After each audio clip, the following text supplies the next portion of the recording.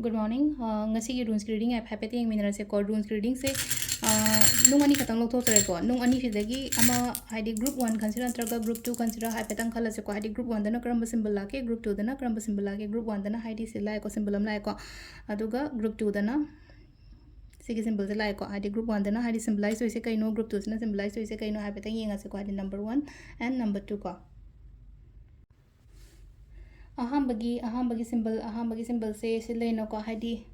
boundary break tawraga thabak tawon hai ko sida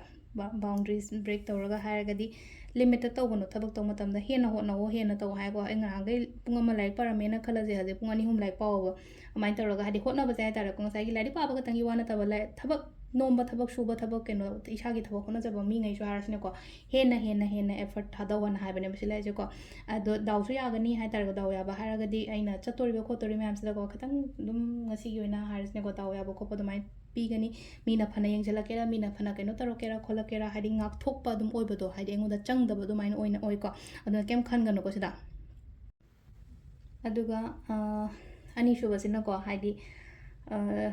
knowledge tanjalo hai sida ko knowledge tanjalo amuka hena lena ko aware yo aina tawriba thaba inkhang sida ko hena hona wo hena keno taw haidi aina hona riba aina tawriba kholiba myam se engon the result reward loina lakani ko ado 9 energy ji tawriba thaba sida haidi amuka hena phajana hona biyo on hai ko silai se ko ambaga ani shubagi runes ki meaning se ko ma'am thank you